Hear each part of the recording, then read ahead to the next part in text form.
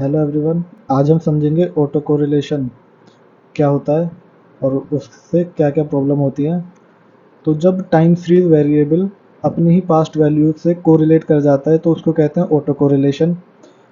इस केस में जो एरर टर्म्स होती है रिग्रेशन की वो स्टेशनरी हो जाती है। तो जैसे कि ये हमने एक इकोनोमेट्रिक रिग्रेशन इक्वेशन लिखी है जहाँ पे y एक डिपेंडेंट वेरिएबल है और x और z इंडिपेंडेंट वेरिएबल है।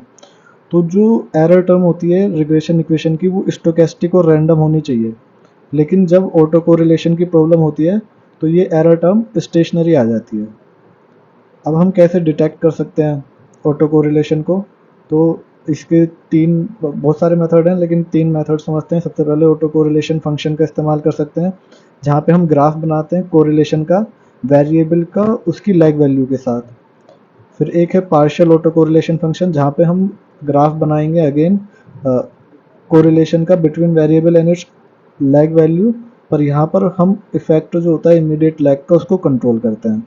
और तीसरा बहुत पॉपुलर मेथड है डर्बिन वुडसन टेस्ट का इस्तेमाल करके। जब हम डर्बिन वुडसन टेस्ट का इस्तेमाल करते हैं तो हमें 0 से 4 की रेंज में वैल्यू मिलती है। अगर वैल्यू 0 है इसका मतलब पॉजिटिव ऑटो कोरिलेशन है, और वैल्यू अगर 4 है इसका मतलब नेगेटिव ऑटो कोरिलेशन है। और अगर डर्बिन वुडसन टेस्ट की वैल्यू 2 आ गई इसका मतलब ऑटो कोरिलेशन नहीं है। हमारे जो रिग्रेशन इक्वेशन है it is free from auto correlation. अब हम समझते हैं कि ऑटो कोरिलेशन अगर है तो उसको किस तरीके से रिमूव किया जा सकता है।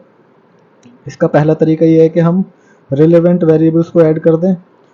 हो सकता है कि हम कोई इंपॉर्टेंट वेरिएबल मिस कर रहे हों जब हम अपने रिग्रेशन इक्वेशन लिख रहे हैं, और वो वेरिएबल एरर के साथ आ रहा है जिसकी वजह से हमें ऑटो कोरिलेशन की प्रॉब्लम देखने को मिल रही है। तो सबसे पहला तरीका तो यही है कि आप उस रिलेवेंट वेरिएबल का पता करें और उसको अपने मॉडल में इंक्लूड कर लें। दूसरा मेथड है कोक्रेन और कुट प्रोसीजर। इसमें हम क्या करते हैं, इसमें हम एक ऑक्सिलरी रिग्रेशन इक्वेशन एस्टिमेट करते हैं और उसकी मदद से ऑटो कोरिलेशन कोफिशिएंट फाइंड करते हैं।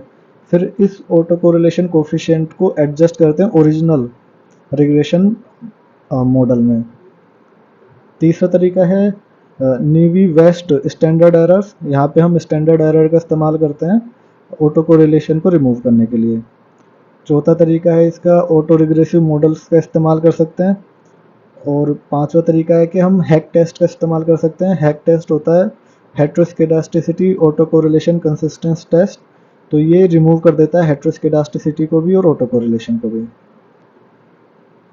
Thank you.